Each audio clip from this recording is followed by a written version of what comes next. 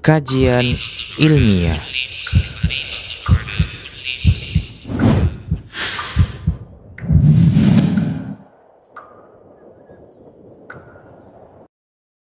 Baik, bismillahirrahmanirrahim. Assalamualaikum warahmatullahi wabarakatuh. Alhamdulillahirrabbilalamin. Wassalatu wassalamu ala rasulillah mabadu. Para pemirsa Rosyad TV, juga para pendengar radio stream Medan Mengaji, senang sekali kita bisa kembali di podcast spesial Kaula Muda yang seperti biasa kita selenggarakan di hari Senin di pukul 14.00 waktu Indonesia Barat sampai dengan 1 jam ke depan insya Allah. Dan seperti biasa nanti di setiap segmennya kita membuka atau memberikan kesempatan untuk pemirsa Rosyad TV atau pendengar radio stream Medan Mengaji yang mau bertanya, kita persilahkan. Ahsan melalui WhatsApp saja, bisa mengirimkan pesan WhatsApp atau juga bisa melalui pesan SMS, juga bisa komentar di kolom komentar platform digital kita atau platform media sosial kita yang melakukan live streaming. Dan alhamdulillah sudah bersama kita guru kita Ustadz Muhammad Permana Hafizahullah Ta'ala. Ustadz, ini bagian ke-8 Umar bin Khattab radhiyallahu anhu. Tentunya kita sudah membahas di pertemuan sebelumnya tentang bagaimana kisah hijrahnya sahabat yang mulia Umar bin Khattab radhiyallahu anhu, ya Ustaz. Bagaimana perjuangan beliau atau beliau membersamai Nabi di perang-perang Nabi Muhammad SAW dalam menegakkan agama Allah, ya Ustaz. Dan kali ini tentang penaklukan Baitul Maqdis, ya Ustaz.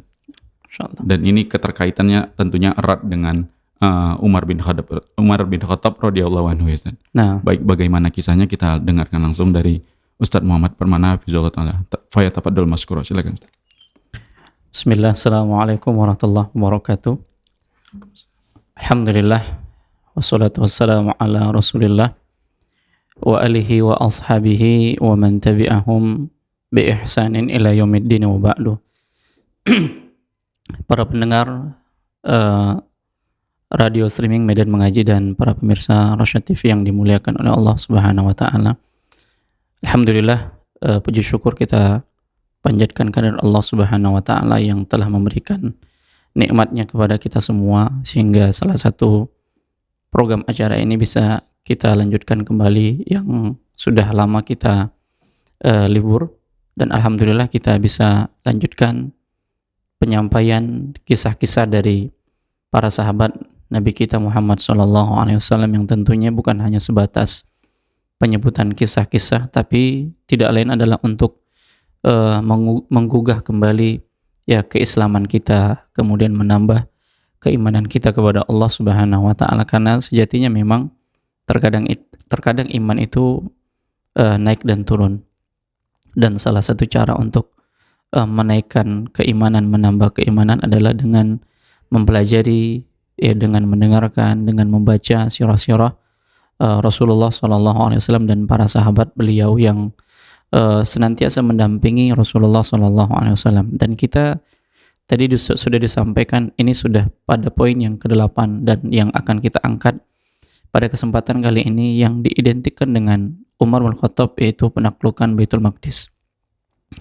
Para pendengar yang dimuliakan oleh Allah, kita tahu bahwasanya Baitul Maqdis ini merupakan awal pertama kiblatnya kaum muslimin ketika Nabi SAW di Madinah. Ya, tatkala Nabi SAW berada di Makkah, beliau bisa mengarahkan kiblatnya pada dua sisi. Yang pertama kiblatnya Nabi Ibrahim, yaitu Ka'bah, kemudian ke Baitul Maqdis. Namun tatkala beliau SAW sampai di Madinah, Allah Subhanahu wa taala perintahkan kepada Nabi SAW untuk menjadikan arah Baitul Maqdis itu sebagai kiblat. Mengingat memang di Madinah itu orang-orang Yahudi banyak, ada 3 suku besar di Yahudi, sehingga Nabi SAW harus mengikuti ketetapan Allah. Hanya saja selama 16 ataupun 17 bulan Nabi menengadahkan wajahnya ke atas langit, dan Allah tahu apa yang diinginkan oleh Nabinya SAW, sehingga arah kiblat pun dirubah ke Ka'bah. Nah, kemudian yang ingin kita sampaikan di sini terkait dengan peristiwa penaklukan Baitul Maqdis kita awali dengan firman Allah Subhanahu wa taala di dalam surat Al-Isra, di mana Allah Subhanahu wa taala mengatakan, a'udzubillahi minasyaitonirrajim, subhanalladzi asra bi 'abdihi lailan minal masjidil harami ilal masjidil aqsa alladzi barakna haulah linuriyahu min ayatina innahu huwas samiul basir.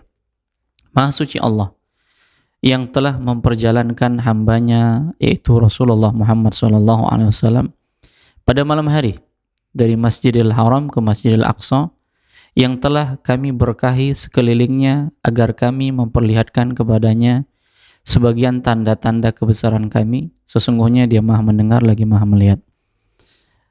Para pendengar yang dimuliakan oleh Allah, di sini Allah Subhanahu wa taala menyebutkan tentang perjalanan Nabi. Allah perjalankan Nabi kita sallallahu alaihi wasallam dari Masjidil Haram ke Masjidil Aqsa. Kemudian dari Masjidil Aqsa lah Allah Subhanahu wa taala mengangkat Nabi sallallahu alaihi wasallam ke langit. Yang tujuannya satu, yaitu mendapatkan perintah sholat. Hanya saja di sana ada hikmah kenapa Allah Subhanahu wa taala menjadikan perjalanan Nabi Shallallahu alaihi wasallam dari Masjidil Haram ke Masjidil Aqsa. Kalau hanya sebatas untuk mendapatkan perintah sholat, mungkin dari Masjidil Haram langsung naik ke atas langit. Tapi di sini ada hikmahnya. Dan memang setelah Nabi Shallallahu alaihi wasallam kembali ke Makkah, dan di sana Nabi menjelaskan salah satu yang disebutkan oleh Nabi, yaitu bagaimana kondisi Masjidil Aqsa yang perjalanan begitu jauh, tapi Nabi ditampakkan oleh Allah bagaimana Masjidil Aqsa. Nah, di antara hikmahnya adalah Nabi SAW Allah perjalankan dari Masjidil Haram ke Masjidil Aqsa karena Masjidil Aqsa ini, yaitu yang berada di Syam, yang berada di Syam Palestina, itu semuanya para nabi sudah berkumpul di sana. Semua para nabi yang diutus oleh Allah Subhanahu wa taala sudah berkumpul di sana, dan nabi yang terakhir itu Nabi kita sallallahu alaihi wasallam Allah perjalankan ke sana. Dan Allah jadikan nabinya sallallahu alaihi wasallam menjadi imam para nabi dan rasul ketika melaksanakan salat di sana. Kemudian satu hal yang pada akhirnya ini terjadi dengan izin Allah Subhanahu wa taala. Hikmahnya, ternyata Islam itu akan sampai ke sana. Ya, Islam itu akan sampai ke Masjidil Aqsa. Ya, Allah Subhanahu wa taala akan perjalankan Islam sampai ke sana. Tapi pada zaman siapa? Ternyata Nabi Shallallahu alaihi wasallam menyebutkan ketika pada perang Tabuk. Ya, pada perang Tabuk yang terjadi pada tahun ke-9 Hijriah. Setelah penaklukan kota Makkah tahun ke-8 Hijriah, kemudian tahun ke-9 Hijriah itu terjadi perang Tabuk yang melawan tentara Romawi yang dikenal dengan tentara prihatin, tentara yang sulit, karena satu kendaraan itu ditunggangi oleh hampir 10 orang bergantian. Nah, di saat itu Auf bin Malik radhiyallahu taala beliau mengatakan, aku pernah menemui Nabi SAW ketika terjadi perang Tabuk. Dan pada saat itu Nabi SAW berada di kemah yang terbuat dari kulit. Lalu Nabi SAW mengatakan, u'dud sitan baina yaday sa'ah. Hitunglah 6 perkara, hitunglah 6 perkara yang akan terjadi menjelang hari kiamat. Nabi katakan pada tahun ke-9 Hijriah. Nah, di antara yang disebutkan oleh Nabi, 6 perkara yang ini disebut dengan tanda-tanda kecil hari kiamat. Nabi katakan mauti, yang pertama adalah kematianku. Jadi wafatnya Rasulullah SAW itu menandakan akan terjadinya hari kiamat, dan ini tanda-tanda kecil hari kiamat. Kemudian beliau mengatakan thumma fathu Baitul Maqdis, kemudian penaklukan Baitul Maqdis. Nabi sebutkan pada tahun ke-9 Hijriah. Dan penaklukan Baitul Maqdis itu terjadi pada tahun ke-15 atau ke-16 Hijriah. Jadi setelah lebih kurang 7 tahun, 7 atau 6 tahun, maka terjadilah penaklukan Baitul Maqdis. Nah, demikian. Apa yang dikatakan oleh Nabi kita sallallahu alaihi wasallam ini sesuatu yang bukan begitu saja, pasti terjadi. Ya, pasti terjadi apa yang dikatakan oleh Nabi sallallahu alaihi wasallam. Karena Nabi sallallahu alaihi wasallam tidak berbicara dengan hawa nafsunya. Semua yang disampaikan oleh Nabi sampai terjadinya hari kiamat, ya semua sudah disampaikan oleh Nabi SAW dan akan terjadi. Dan akan terjadi. Sama seperti yang disebutkan oleh Nabi SAW ketika di zaman Nabi SAW belum ada, tapi zaman-zaman setelahnya ditampakkan apa yang dikatakan oleh Nabi SAW, seperti wanita berpakaian tapi telanjang, artinya tidak menutup auratnya. Ya kemudian dihalalkannya sutra bagi laki-laki, kemudian khamar, kemudian perzinahan, kemudian alat musik dan seterusnya. Apa yang dikatakan oleh Nabi SAW pasti terjadi. Namun momennya kapan? Ini sesuai dengan kehendak Allah Subhanahu wa taala. Sama seperti Nabi sebutkan pada tahun ke-9 Hijriah, Baitul Maqdis itu akan ditaklukkan. Dan itu bagian tanda-tanda kecil hari kiamat. Nah, seperti itu dia. Jadi kita awali dari surat yang ada di dalam Al-Quran, perjalanan Nabi SAW menerima perintah sholat dari Allah Subhanahu wa taala, ternyata singgah ke Baitul Maqdis dan Nabi sudah sampai di sana, para nabi juga sudah sampai di sana, dan indikasi bahwasanya Islam itu akan sampai di sana. Ya, Islam akan sampai di sana. Nah, kemudian ditambah dengan hadis Nabi SAW yang Nabi sebutkan pada tahun ke-9 Hijriah, yang itu merupakan tanda-tanda kecil hari kiamat dan ini pasti terjadi. Apa yang disebutkan oleh Nabi itu pasti terjadi. Di antaranya wafatnya Rasulullah SAW, dan setelah wafatnya Rasulullah terjadinya apa-apa yang dikatakan oleh Nabi, di antaranya penaklukan Baitul Maqdis yang terjadi pada tahun ke-15 atau ke-16 Hijriah, yang dimana para ulama tarikh khilaf tahun terjadinya penaklukannya itu apakah 15 atau 16, tapi di masa Umar bin Khattab.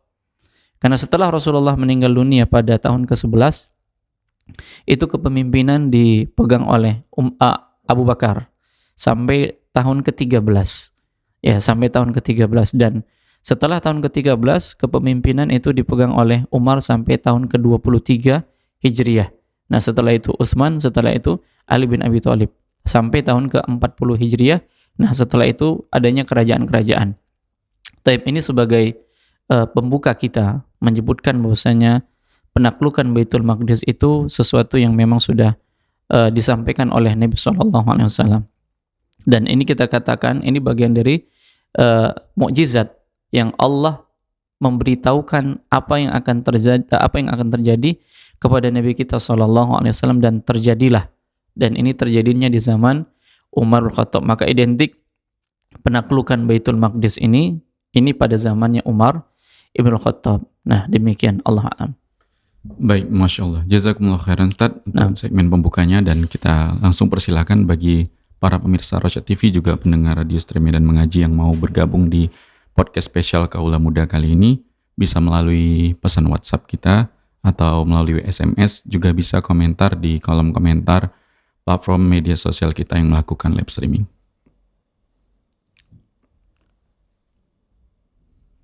Silakan. Baik, jika belum ada, kita dari studio dulu Ustaz membuka segmen pertama ini. Penaklukan Baitul Maqdis, Ustaz.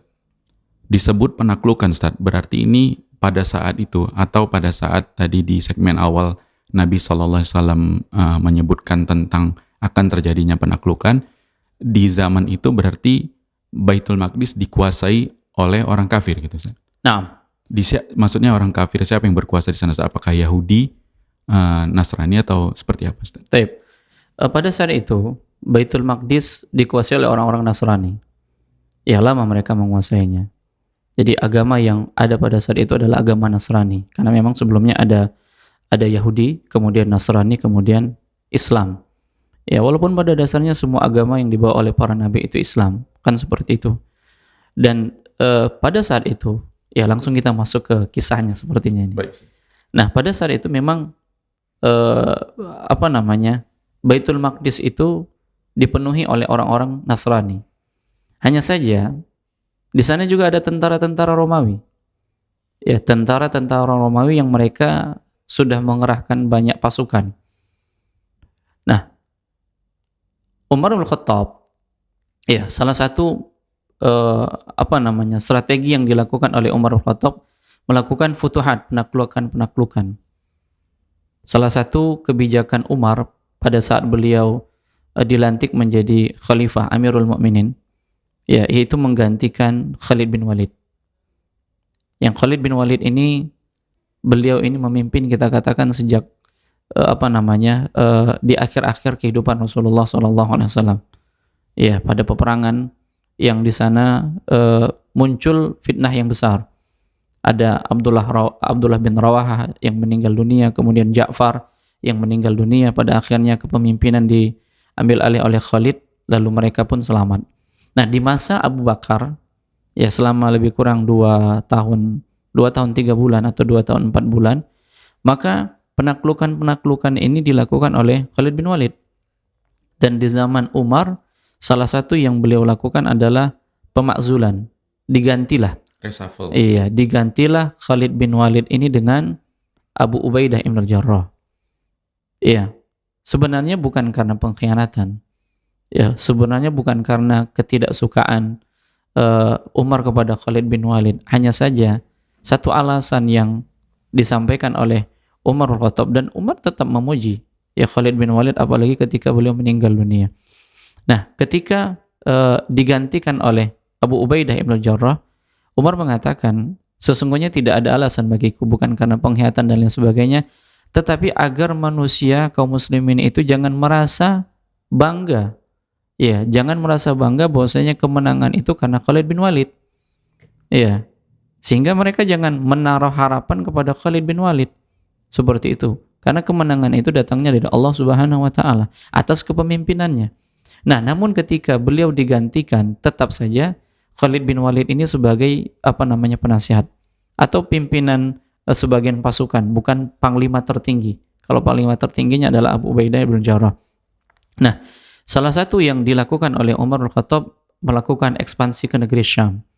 Ya, negeri-negeri sudah mulai dikuasai oleh Umar al-Khattab dengan pasukan-pasukannya, dan sudah banyak negeri-negeri yang ditaklukkan oleh Umar al-Khattab melalui pasukan-pasukannya. Nah, salah satu yang ditaklukkan yaitu Damaskus. Ya, Damaskus ini ditaklukkan oleh Abu Ubaidah ibn Jarrah. Yang di sana ada tentara-tentara Romawi, ya, orang-orang kafir di sana, ini ditaklukkan. Nah, ketika Abu Ubaidah ibn Jarrah, ya, Abu Ubaidah ibn Jarrah ini sudah menaklukkan Damaskus, ya, akhirnya beliau menulis surat kepada penduduk Ilya, ya, orang-orang Nasrani yang ada di Palestina, Yerusalem, ya, di Baitul Maqdis. Untuk apa? Mengajak mereka masuk Islam.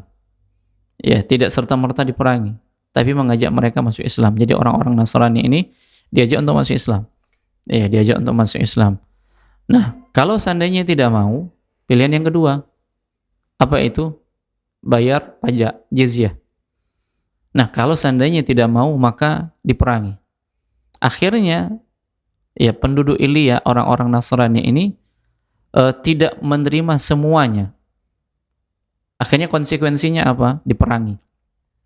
Maka pada saat itu, ya, Abu Ubaidah ibn Jarrah dari Damaskus menuju Baitul Maqdis. Yang kala itu beliau menggantikan pimpinan sementara di Damaskus, Sa'id bin Zaid. Maka berangkatlah beliau ke Baitul Maqdis. Ya, berangkatlah beliau ke Baitul Maqdis yang pada saat itu orang-orang Nasrani yang menguasai.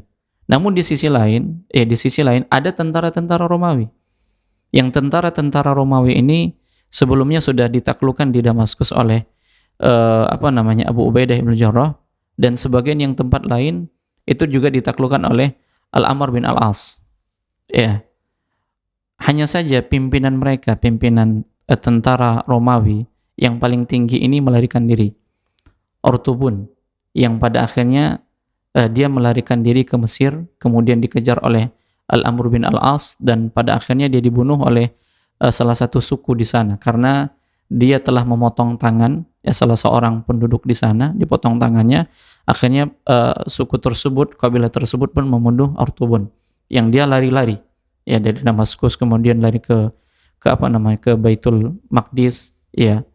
Nah, sampai pada akhirnya dia dibunuh. Nah, singkatnya mereka berkonsentrasi ke Baitul Maqdis. Ya, pasukan-pasukan pun berkonsentrasi ke Baitul Maqdis. Nah, ketika mereka sudah mengepung nih, ya, mengepung Baitul Maqdis, ya kemudian ya mereka punya benteng yang kokoh, punya suplai makanan yang cukup. Sampai pada akhirnya dalam waktu yang lama akhirnya mereka menyerah. Mereka menyerah. Dan pada saat mereka menyerah, mereka membuat persyaratan.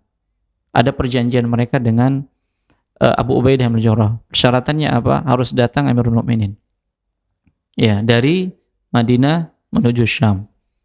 Yang perjalanan 1 bulan lebih. 1 bulan. Ya, 1 bulan lebih. Dulu Ya. Ustaz. Nah, itu dulu.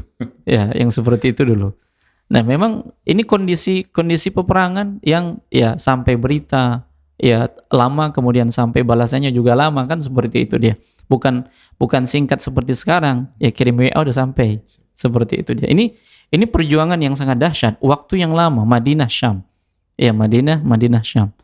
Nah, akhirnya ya Abu Ubaidah pun menuliskan surat ya kepada Amirul Mukminin Umar Al-Khattab. Dan Umar pun ketika sampai suratnya Abu Ubaidah bin Jarrah, beliau berdiskusi. Inilah kebijaksanaan seorang pemimpin. Apa itu? Musyawarah. Dan Allah Subhanahu wa taala juga perintahkan, "Syawirhum fil amr." Dan hendaknya kalian bermusyawarah dalam suatu urusan. Dan ini bukan dicontoh oleh yang dilakukan oleh Umar saja. Ya, di zaman Nabi SAW pada saat perang Badar. Ya, pada saat perang Badar, Nabi SAW juga musyawarah. Pada saat perang Uhud, yang dimana tentara-tentara Makkah sudah sampai, sudah berjalan. Nabi dari Kuba kemudian kembali ke Madinah, mengumpulkan para sahabat, diskusi. Kemudian perang Khandaq juga demikian. Ini penting. Ya, yang seperti ini penting. Tidak bisa mengambil keputusan sendiri, kemudian anak buah harus ikut apa yang diputuskan. Ini tidak. Tapi Umar mengikuti jejak Nabi SAW dan beliau pun diskusi apa yang diambil. Ya, apa yang diambil. Mengingat orang-orang Nasrani yang berada di Baitul Maqdis ini udah dikepung, tapi nggak bisa masuk. Ya, tetapi memang tidak bisa masuk. Kenapa? Karena memang mereka telah membaca di dalam kitab-kitab mereka yang menaklukkan itu adalah seorang raja, seorang khalifah, seorang pemimpin. Mereka tahu itu karakternya bagaimana. Jadi bukan yang menaklukkan siapa, bukan yang menaklukkan itu bukan Abu Ubaidah bin Jarrah, bukan Amr bin Al-As, ya bukan Bala tentaranya itu. bukan bala tentaranya, bukan Muawiyah, ya bukan Khalid bin Walid, bukan. Tapi pimpinan tertinggi, mereka tahu. Ya mereka tahu. Karena mereka membaca di dalam kitab-kitab mereka. Seperti itu. Dan mereka tahu bahwasanya akan ditaklukkan. Akan sampai Islam itu ke Baitul Maqdis. Mereka tahu. Nah, seperti itu dia. Jadi, sudah berhari-hari mereka mengepung. Namun pada akhirnya, yang di dalam juga terdesak. Tidak ada yang bisa mereka lakukan. Akhirnya mereka membuat kesepakatan. Maka dikirimlah surat kepada Amirul Mukminin. Ya, kemudian Amirul Mukminin pun mengumpulkan para sahabat. Di sana ada Utsman, kemudian di sana ada Ali dan sahabat-sahabat yang lain. Umar nanya kepada Utsman, bagaimana pendapatnya? Utsman mengatakan agar Umar ini nggak usah ikut, nggak usah datang, nggak usah menemui orang-orang kafir itu.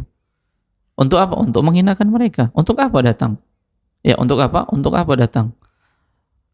Kemudian melunturkan sifat mereka yang sombong, kesombongan mereka. Nah, ini pendapat Utsman. Artinya Umar nggak usah datang. Adapun pendapat Ali bin Abi Thalib sebaliknya. Ya, maka temuilah mereka supaya apa? Supaya meringankan penderitaan kaum muslimin. Karena mereka mengepung nggak selesai. Selesainya dengan cara apa? Datangnya Amirul Mukminin baru selesai. Maka pada akhirnya Umar pun condong kepada pendapat Ali bin Abi Thalib. Jadi kalau ditanya siapakah pada saat itu yang menguasai adalah orang-orang Nasrani. Ya, orang-orang Nasrani. Ini poin dari pertanyaan yang sudah disampaikan, walaupun ini bagian dari intisarinya juga, seperti itu dia. Allahu a'lam. Baik, ini berarti kita buka dulu segmen tanya jawab dulu, Ustaz. Boleh, siap. Baik, kita persilahkan bagi para pemirsa Rosyad TV juga pendengar radio streaming dan mengaji yang mau bergabung di podcast spesial Kaula Muda siang ini, bisa melalui pesan WhatsApp, pesan SMS, atau komentar di kolom komentar platform media sosial kita yang melakukan live streaming. Berarti kalau misalnya kita melihat referensi atau literasi kita itu yang kita pakai adalah sejarah Islam, ternyata yang berkuasa dulu sebelum penaklukan Baitul Maqdis itu Nasrani ya, Ustaz? Nah. Bukan yang seperti yang mungkin kebanyakan didengar orang itu kan ini kayak pergulatan antara Yahudi dan kaum muslimin gitu ya, Ustaz. Nah, Berarti Yahudi dulu juga di sejarah-sejarah Islam itu nggak ada di situ ya, Ustaz? Di Baitul Maqdisnya. ya ini panjang sejarahnya kan. Artinya Yahudi juga menempati. Sempat berarti, Ustaz. Iya, Yahudi juga menempati tempat itu karena memang ada tempat yang kalau bahasa kita disakralkan. Jadi ikon mereka. Ya, orang-orang Yahudi menghinakan orang-orang Nasrani dan orang-orang Nasrani menghinakan orang-orang Yahudi. Oke. Ya, seperti itu. Nanti akan kita sebutkan apa tempatnya yang pada akhirnya mereka menghinakan satu dengan yang lain, dan ketika Umar bin Khattab datang, ini dibersihkan. Seperti itu dia. Baik, sebelum ke situ Ustaz, maksudnya melihat tadi ada metode dakwah atau metode di zaman sahabat Nabi SAW, ini metode ekspansi gitu ya, Ustaz? Iya. Apakah hal ini masih relevan pada zaman ini, Ustaz? Maksudnya kaum muslimin atau apabila itu masih relevan, kita sebutkan masih relevan, masih bisa diadopsi metode dakwah seperti itu, siapa yang paling berhak, Ustaz, untuk melakukan ini? Dengan kata lain, siapakah yang paling representatif atau yang paling bisa mewakili kita untuk melakukan hal ini kepada negeri-negeri yang belum beriman atau negeri-negeri kafir, kita bilang, Ustaz? Para pendengar yang dimuliakan oleh Allah, apa yang dilakukan di zaman Nabi SAW pada saat penaklukan futuhat-futuhat yang memang di sana belum ada agama atau mereka adalah orang-orang kafir, ya orang-orang kafir atau Nasrani dan Yahudi. Yang dilakukan pertama kali adalah dakwah, mengajak masuk Islam. Ya, mengajak masuk Islam. Nah, ketika Islam ini ditawarkan kepada mereka, mereka menolak, maka pilihan yang kedua adalah bayar jizyah untuk menunjukkan kekuatan kaum muslimin. Nah, kalau jizyah juga tidak mereka lakukan, maka terjadi peperangan. Nah, untuk saat sekarang ini, apakah sistem seperti itu? Sistem dakwahnya perang, kemudian bayar jizyah, ya, dilakukan seperti itu? Tidak. Untuk saat sekarang ini. Dan sekarang ini lebih pendekatannya kepada apa? Hujjah. Lebih pendekatannya kepada dakwah. Dakwah dengan apa? Dakwah dengan hujjah, bukan dakwah dengan pedang. Apalagi masing-masing negara ini sudah punya otoritasnya sendiri. Ya, punya kekuatannya sendiri, bahkan punya undang-undangnya, kan seperti itu dia. Nah, jadi untuk sekarang ini metode dakwah yang dilakukan dengan cara apa? Dengan cara menyampaikan hujjah. Ya, firman-firman Allah, ya kalam-kalam Allah, hadis-hadis Nabi SAW. Itu di antara kaum muslimin yang memang jauh dari agama. Lalu bagaimana dengan orang-orang kafir misalnya? Ya, mau tidak mau seperti ini, saling menampakkan hujjah. Siapa yang paling kuat hujjahnya? Siapa yang paling benar referensinya? Ya, siapa yang paling jelas dakwahnya, seperti itu dia. Atau itu istilahnya kita katakan ketika terpaksa harus berdebat, tapi dengan cara yang bijak. Ya, dengan cara yang bijak, dan tidak semua orang yang mampu seperti ini. Ya, hanya orang-orang yang tertentu saja, orang-orang yang khusus saja yang dia mampu berdebat dengan orang-orang di luar dari agama seperti itu, dan tujuannya adalah mencari kebenaran. Ya, mencari kebenaran. Dan boleh jadi pada saat itu terjadinya perdebatan, ya boleh jadi ya yang mereka anggap benar ternyata setelah sampai kepada mereka hujah-hujah, ternyata hujah mereka salah. Dan boleh jadi dengan cara ini mereka akan masuk ke dalam Islam, seperti itu dia. Jadi pendekatannya lebih kepada dakwah untuk saat sekarang ini, bukan dengan pedang, ya bukan dengan kekerasan, karena Allah Subhanahu wa taala juga telah mengatakan la ikraha fid din. Tidak ada paksaan. Ya, kita hanya sebatas dakwah, kita hanya sebatas menyampaikan, ya apalagi masing-masing tempat sudah memiliki aturan-aturannya masing-masing. Seperti itu dia. Allahu a'lam. Baik, Masya Allah. Jazakumullah khairan, Ustaz. Jadi Ustaz, datangnya Umar bin Khattab radhiyallahu anhu ini Ustaz cuma mau membuktikan bahwasannya kebenaran yang ada di kitab mereka, kemudian mereka beriman, atau seperti apa, Ustaz? Nah, ketika Umar lebih mengambil pendapatnya Ali bin Abi Thalib. Ya, beliau mengambil pendapatnya Ali bin Abi Thalib dan beliau hanya berangkat beberapa orang saja. Di antaranya Al-Abbas, paman Nabi, dan beberapa orang yang lainnya. Nah, banyak peristiwa yang menakjubkan ketika Umar bin Khattab datang, dan di antara peristiwa itu di mana beliau sangat menampakkan ketawaduan. Seorang raja nih, seorang pimpinan, ya, seorang penguasa, tapi ketika berhadapan dengan orang-orang Nasrani, ya berhadapan dengan orang-orang Nasrani, ketawaduannya tetap beliau tampakkan. Nah, ketika Umar bin Khattab berjalan menuju Syam, ya, kemudian pada akhirnya disambutlah oleh Abu Ubaidah bin Jarrah. Ya, disambut oleh Abu Ubaidah bin Jarrah. Masing-masing ingin memuliakan nih. Umar ingin memuliakan Abu Ubaidah, kemudian Abu Ubaidah juga ingin memuliakan Umar bin Khattab. Nah, seperti itu dia. Akhirnya karena sama-sama sungkan tidak jadi. Abu Ubaidah ingin mencium tangan Umar, sementara Umar ingin mencium kakinya Abu Ubaidah bin Jarrah. Ini sama-sama ingin memuliakan nih, tapi sama-sama sungkan, pada akhirnya mereka tidak jadi. Ya, tidak jadi. Nah, salah satu kondisi Umar ketika bertemu dengan pimpinan-pimpinan pasukan kaum muslimin, ada Abu Ubaidah, kemudian ada Khalid bin Walid, yang pada saat itu beliau menunggangi, ya, untanya, kendaraannya dengan pelana yang dilapisi dengan kain sutra.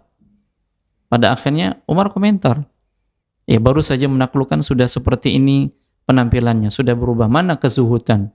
Ya, mana kezuhudan itu? Pada akhirnya Khalid menyampaikan, ya, tidaklah kami menggunakan ini kecuali untuk apa? Untuk meletakkan bekal-bekal kami, senjata-senjata kami.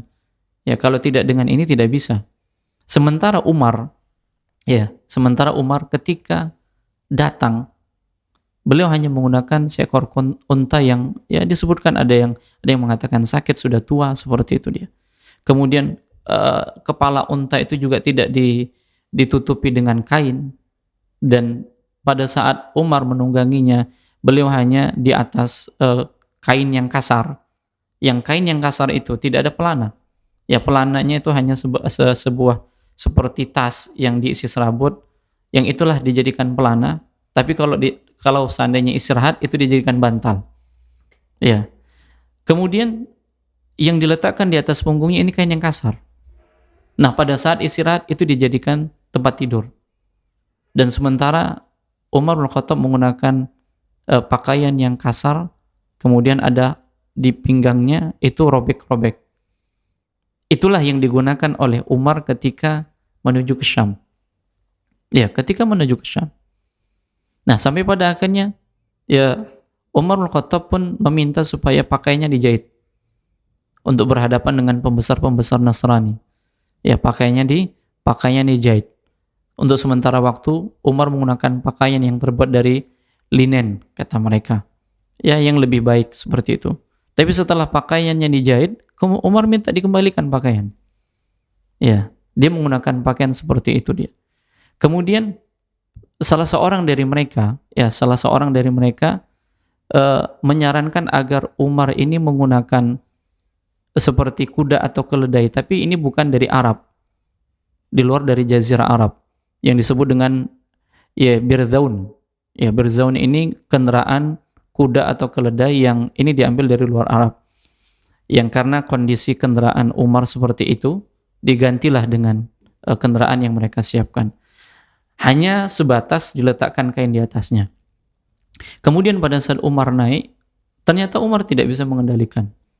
Ya, lalu beliau pun meninggalkan ini dan minta supaya kendaraannya dikembalikan. Ya, kendaraannya dikembalikan. Kemudian salah seorang pemuka dari mereka, pemuka Nasrani, berkomentar, engkau ini raja Arab. Dan di negeri ini tidak lazim seorang menunggangi unta.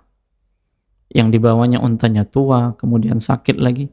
Maka gunakan birzon ini. Kemudian dia mengatakan, niscaya engkau lebih berwibawa di mata orang-orang Romawi. Karena memang di sana juga ada orang-orang Romawi. Dan syarat Umar masuk harus disingkirkan orang-orang Romawi dari Baitul Maqdis. Ya paling lama 3 hari udah nggak ada lagi. Orang-orang Romawinya. Kemudian ketika ditawarkan kendaraan seperti itu, pakaian dan lain sebagainya, apa kata Umar? Kami adalah kaum yang diangkat derajatnya oleh Allah karena Islam. Maka kami tidak akan menggantikannya dengan sesuatu selain yang diridhoinya. Jadi derajat suatu kaum itu, kemuliaan suatu kaum itu, di mana pada saat dia benar-benar mengamalkan Islam. Bukan dengan simbol-simbol, bukan dengan alat transportasi, bukan dengan pakaian, tapi dengan apa? Dengan dia mengamalkan Islam itu. Dan Umar tidak peduli apa kata manusia. Ya, karena yang diinginkan adalah keridhaan Allah Subhanahu wa taala. Nah, seperti itu dia. Pada akhirnya dia tinggalkan kendaraannya itu karena memang tidak bisa ditunggangi. Nah, pada saat Umar sudah mulai masuk, ya, kemudian beliau masuk ke Baitul Maqdis, yang pada saat itu beliau masuk dari pintu di mana Rasulullah SAW masuk ketika Isra Mi'raj. Ya, ketika Isra Mi'raj beliau masuk dari pintu di mana Rasulullah SAW masuk.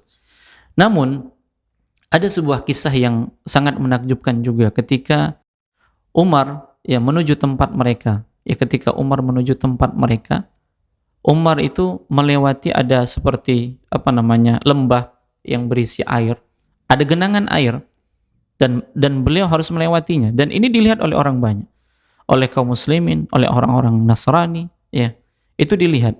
Apa yang dilakukan oleh Umar bin Khattab? Beliau turun dari untanya, kemudian beliau menenteng sandalnya, lalu beliau melewati genangan air tadi. Kemudian pada akhirnya Abu Ubaidah mengatakan kepada Umar bin Khattab, hari ini engkau melakukan sesuatu yang luar biasa. Ya, dalam pandangan penduduk bumi. Kan dilihat orang banyak ini. Ini raja ini. Raja, dan dia turun dari untanya, kemudian menenteng sandalnya, lalu membawa untanya jalan, dan dia masuk genangan air.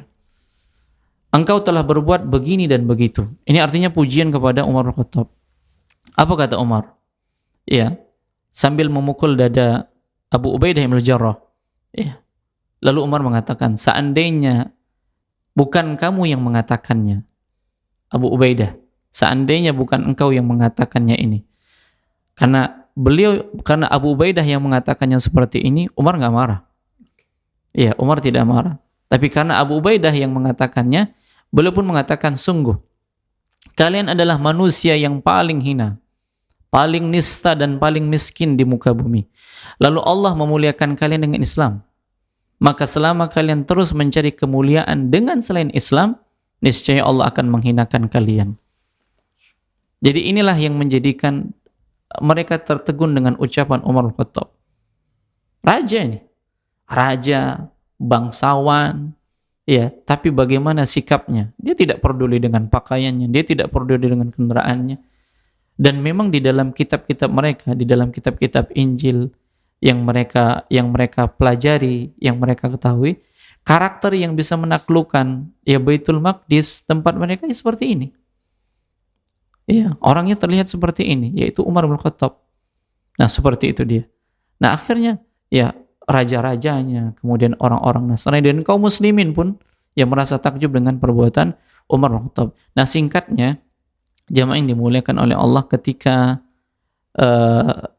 Umar bin Khattab masuk ke pintu yang biasa Rasulullah SAW masuk pada saat Isra Mi'raj, maka di dalam riwayat dikatakan pada saat beliau masuk, beliau bertalbiyah, labbaik Allahumma labbaik, labbaik la syarika laka labbaik, seterusnya.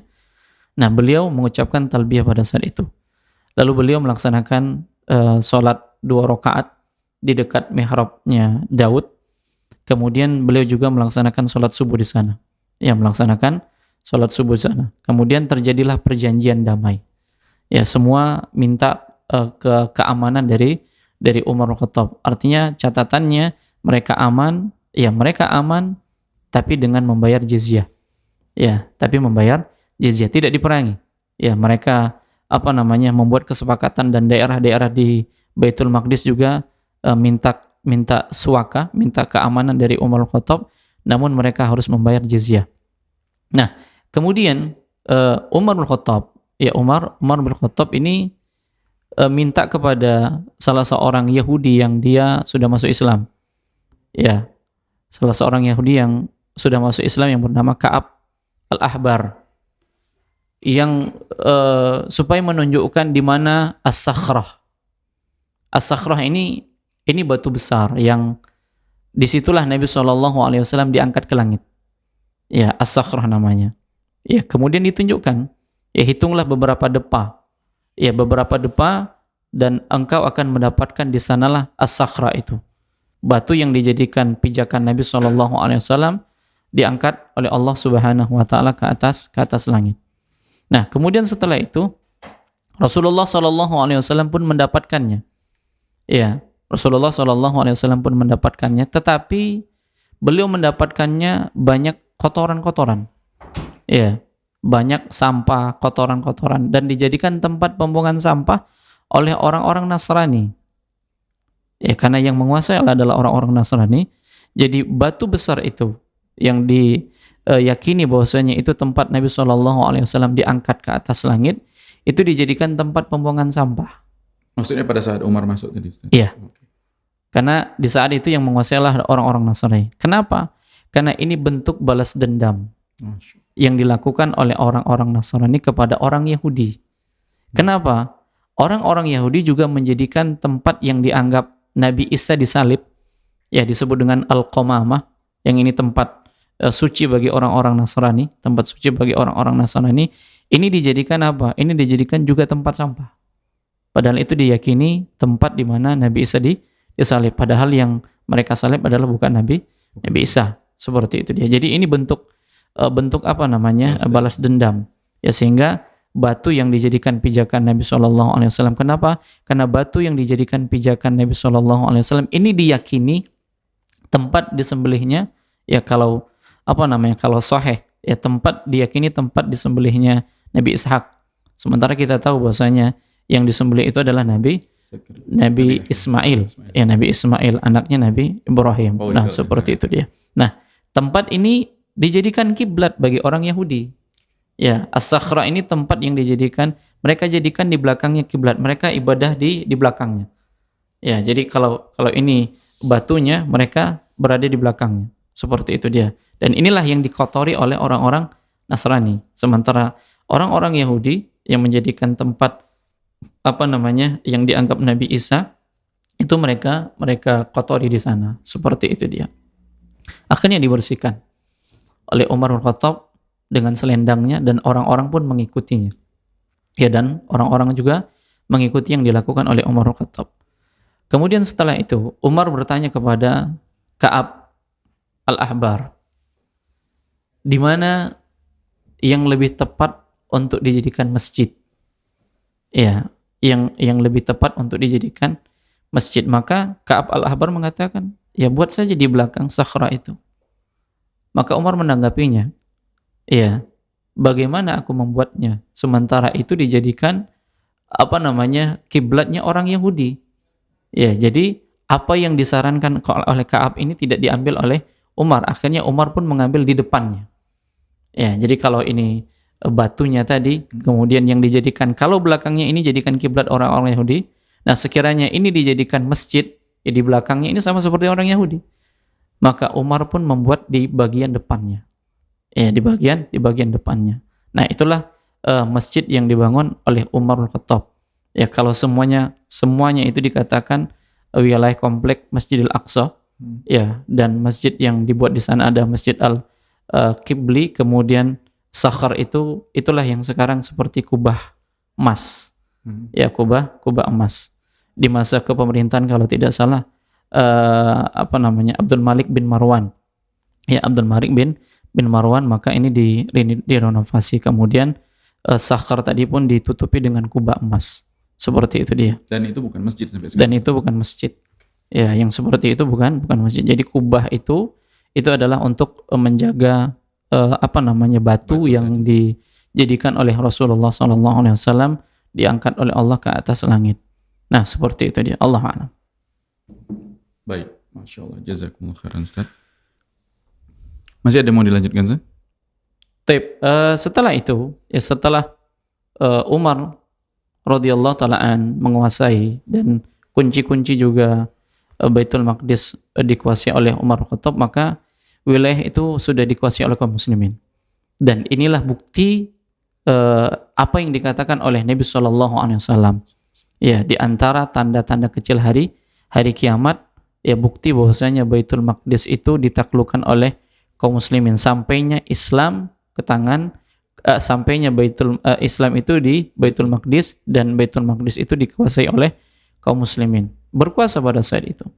Ya, berkuasa pada saat itu. Namun ya qadarullah semakin jauh, pada akhirnya dikuasai oleh kaum yang lain. Ya, dikuasai oleh kaum yang lain.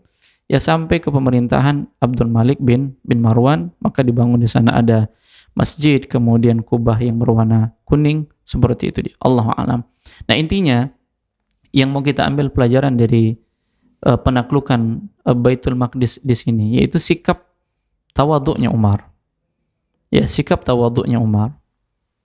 Dan kalau kita lihat sejarah di mana penaklukan Fathul Makkah, ya, ketika terjadi pada tahun ke-8 Hijriah, Nabi SAW menampakkan ketawaduan. Ya, beliau menggunakan onta, lalu di atas pelana, yang sampai-sampai Nabi SAW memperbanyak istighfar kepada Allah sambil menundukkan bentuk apa? Ketawaduan. Karena yang bisa menaklukkan ini adalah Allah Subhanahu wa taala. Yang tadinya tempat banyak berhala dihancurkan oleh Nabi SAW. Ya, Nabi SAW masuk dengan tawadhu, bukan membanggakan diri. Ya, bukan membanggakan diri di hadapan orang-orang musyrikin, yang di sana ada orang-orang yang diperintahkan oleh Nabi untuk dibunuh. Ya, jadi buronan.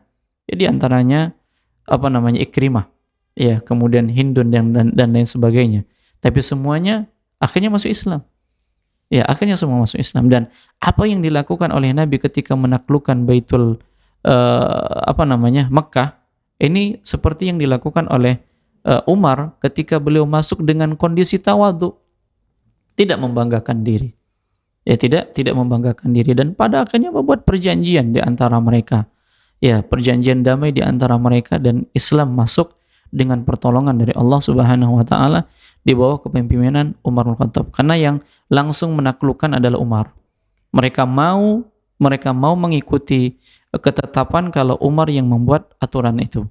Bukan Abu Ubaidah, bukan Amru bin Al-As, bukan Khalid bin Walid, bukan Muawiyah, tapi langsung Umar bin Khattab.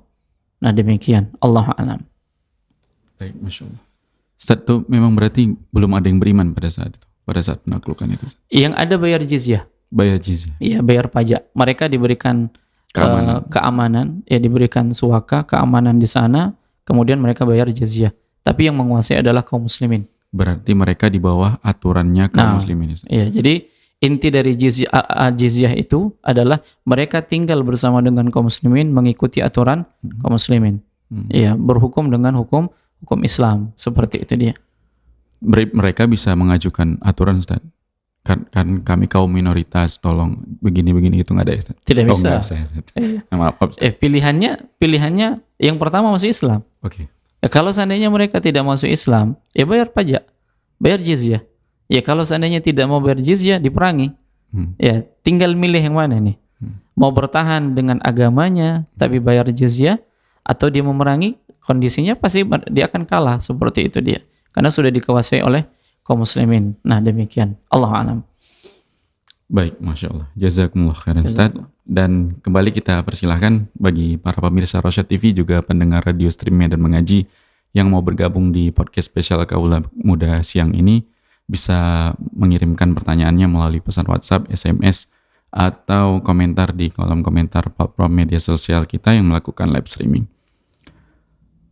Tapi Ustaz, mungkin kalau di zaman sekarang Ustaz, kaitannya tadi dengan dakwah kita bilang Ustaz. Nah, Kan mungkin ada nih Ustaz, suatu waktu kita kalau melihat hitung-hitungan strategi dakwah, mungkin kita harus bergaya atau mengikuti style target dakwah kita yang itu mungkin kita bilang agak bergayanya mungkin dari menengah ke atas gitu ya Ustaz. Bahasanya apalah, style-style orang kaya lah gitu ya Ustaz. iya. Nah ini dengan menyesuaikan target dakwah seperti ini kita berpenampilan kita bilang ya Ustaz. Para ini lebih ke dai lah mungkin Ustaz, atau pendakwahnya itu bergaya seperti mereka untuk supaya bisa masuk ke kalangan mereka, atau tetap ada keutamaan ketika memilih dengan ketawaduan atau kezuhudan tadi Ustaz. Nah, strategi yang dilakukan oleh, kita katakan oleh orang yang mengajak menyesuaikan diri seperti itu dia. Ya hukum asalnya boleh, asalkan tidak berbenturan dengan syariat. Artinya ketika dia pengen masuk di kalangan anak-anak muda gitu, lalu dia menggunakan tampilan seperti anak-anak muda, mengikuti dia, atau mohon maaf bahasanya seperti bunglon, nggak bisa. Tapi tetap dia berpenampilan seperti itu, ya, dengan gaya anak mudanya misalnya kan, tapi tetap sesuai dengan syariat. Ya, ini pilihan sebenarnya. Ini pilihan. Ada yang melihat dari sisi penampilan sehingga pada akhirnya dia mau menerima. Ada yang memang dari sisi ketawaduan, gak ada masalah. Karena yang namanya hidayah itu di tangan Allah Subhanahu wa taala. Ya, lagi-lagi tidak boleh keluar dari aturan yang ada. Ya, tidak boleh keluar dari aturan yang ada. Semisal yang memang biasa kaumnya itu menggunakan sarung, gak ada masalah kita menggunakan sarung. Ya, mengikuti kebiasaan. Karena apa? Ini gak bertentangan. Tapi kalau sampai bertentangan, dia pengen masuk ya dalam ruang lingkup anak-anak muda pakai kalung besi. Iya, seperti itu. Yang tadinya dia Masya Allah jenggotan kemudian dicukur supaya nerima. Ini nggak bisa. Ini tidak bisa. Maka sesuaikan dengan yang diperbolehkan. Ya, sesuaikan dengan yang diperbolehkan. Nah, seperti itu dia. Tapi kalau dia pengen berpenampilan tawadhu biasa saja dan tidak memandang bagaimana posisinya, keadaannya, nggak ada masalah. Karena yang melembutkan hati manusia adalah Allah Subhanahu wa ta'ala. Intinya kita berusaha semaksimal mungkin, karena kewajiban kita hanya sebatas menyampaikan. Ya, bukan menjadikan orang-orang itu simpatik dengan kitanya, ya, tetapi menjadikan orang-orang itu mau menerima dakwahnya. Ya, bukan ke orangnya tapi dakwahnya. Seperti itu dia. Allahu a'lam. Baik, Masya Allah. Jazakumullah khairan Ustaz. Ustaz, sebelum ke segmen terakhir di episode kali ini Ustaz, karena udah hampir ke pukul 3 ini ya Ustaz. Nah, kemana unta merah Ustaz? Di zaman itu kan kita beberapa kali pernah dengar tentang unta merah ini yang konotasinya atau nilainya itu kan kendaraan yang sangat mahal ya Ustaz, di zaman itu. Apakah tidak ada pada saat kepemimpinan Umar bin Khattab radhiyallahu anhu, dan atau memang unta merah ini hewan pedaging gitu Ustaz, jadi nggak dipakai untuk kendaraan gitu. Tapi kan ini layak gitu Ustaz, misalnya ini bisa dijadikan kendaraan karena kan ini yang kita tahu konotasinya kan kendaraan mewah tadi Ustaz. Benar. Dan apakah kendaraannya tidak ada atap Ustaz yang menaungi? Insyaallah. Atau fasilitas menginapnya Ustaz, apakah cuma tenda atau tidur membentangkan tikar aja? Nggak ada hotel mewah ya pasti ya Ustaz. Kemana ini semua Ustaz? Kalau ditanya kemana ini semua, karena ini keteladanan dari Nabi SAW. Nabi ditawarkan mau jadi nabi plus hamba biasa, atau jadi nabi dan jadi raja. Dua ditawarkan Nabi. Menjadi seorang nabi hanya hamba biasa, dan menjadi nabi dan raja. Ada nabi dan dia raja. Kita tahu dia, Nabi Sulaiman. Ya, dengan bahkan angin menjadi kendaraannya ketika beliau terlenakan dengan kuda-kuda perangnya. Pada akhirnya beliau tinggalkan kuda-kuda perangnya itu karena Allah melalaikan dari Allah Subhanahu wa ta'ala. Pada akhirnya jadikan kendaraannya berupa angin yang kencang. Nah, Nabi SAW memilih menjadi nabi dan hamba biasa. Inilah yang ditampakkan oleh Nabi SAW. Dan ini pula lah yang diikut oleh siapa? Abu Bakar. Diikut pula oleh Umar bin Khattab. Dan ketawaduan Umar itu bukan kali ini saja. Bahkan ketika beliau dijadikan khalifah, beliau hanya memiliki 2 baju. 2 baju. Dan makanan-makanan seperti makanan pada masyarakat umumnya. Sehingga di zaman Umar bin Khattab, ini paceklik sampai 9 bulan lamanya. Sampai 9 bulan lamanya. Dan biasanya Umar itu kalau belusukan, itu pasti mendapatkan orang-orang yang ngumpul, tertawa gitu, ngumpul-ngumpul. Ini enggak. Ya, dan beliau juga tidak mendapatkan orang yang meminta-minta. Kenapa? Karena sama saja. Ketika dia meminta-minta, enggak ada yang diberi. Ya, bukan enggak ada orangnya, tapi enggak ada sesuatu yang diberi. Kemudian mereka tidak mau lama-lama ngobrol, ngumpul, canda tawa, karena memang posisinya sulit. Sampai-sampai Umar, beliau bersumpah untuk tidak makan mentega, tidak makan minum susu, daging. Ya, karena kondisi seperti itu. Bahkan pelayannya memberikan kepada Umar itu makanan seharga 40 dirham. Kemudian Umar mengatakan, kasihkan ini kepada fakir miskin. Sampai Umar kulitnya kering, hitam, ya, seperti itu. Dan pada akhirnya Allah Subhanahu wa taala pun mengembalikan kondisi semula. Ya, beliau sampai bersumpah nggak akan mau makan makanan yang enak-enak, sementara rakyatnya sulit. Jadi kalau ditanya kemana, memang bukan style mereka. Ya, bukan style mereka, bukan tidak ada. Dan mudah bagi Umar sebenarnya sebagai seorang raja, mudah menyampaikan kepada para sahabat, siapkan ini, siapkan itu.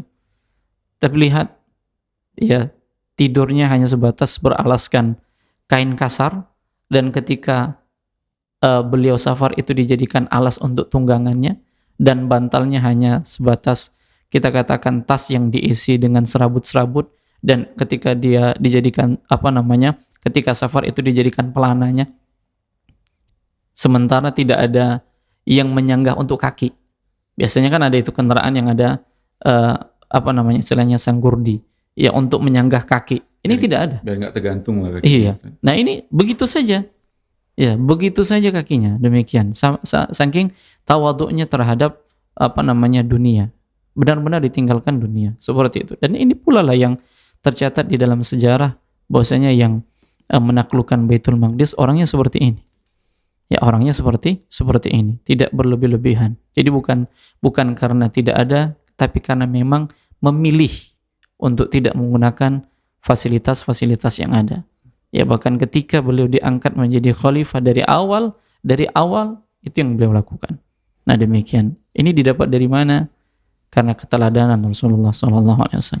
Namun kalau Rasulullah SAW memilih menjadi nabi dan menjadi raja, mungkin gayanya tidak seperti ini. Iya, mungkin gaya-gaya para sahabat, kehidupan para sahabat juga tidak seperti itu. Mengikuti siapa? Mengikuti nabinya. Tapi Nabi memilih hidup seperti hamba biasa. Demikian, Allah a'lam. Dan yang tercatat dalam sejarah berhasil mengikuti Nabi, sahabat ya Ustaz. Nah, dan para tabi'in mungkin Ustaz. Baik Ustaz, ada lagi Ustaz mungkin di segmen terakhir Ustaz. Ya, mungkin cukup. Ya, mungkin cukup pembahasan kita untuk kaitan dengan penaklukan Baitul Maqdis atau keseluruhan tentang Umar. Untuk Baitul Maqdis, dan insya Allah nanti tentang Umar kita belum sampaikan bagaimana beliau syahid ya. Oh, syahid. Ya, bagaimana syahidnya beliau itu diawali dengan 2 doa yang beliau panjatkan. Bagaimana kisahnya nanti akan kita sampaikan pada segmen selanjutnya insya Allah. Baik, beliau berdoa minta syahid. Iya. Baik, itu yang akan kita bahas tadi. Insya Allah. Di pekan depan insya Allah. Mudah-mudahan kita ketemu lagi di hari dan jam yang sama.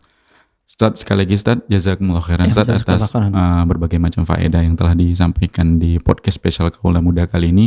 Tentunya untuk para pemirsa Rosyad TV, juga pendengar radio stream Medan Mengaji dimanapun Anda berada, kami ucapkan jazakumullah khairan atas perhatiannya, dan podcast ini bisa kembali didengar atau disimak di YouTube-nya Rosyad TV atau Medan Mengaji, juga di Spotify-nya Medan Mengaji.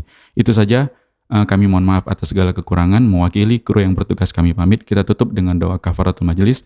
Subhanakallahumma wa bihamdika asyhadu an la ilaha illa anta astaghfiruka wa atubu ilaik. Assalamualaikum warahmatullahi wabarakatuh.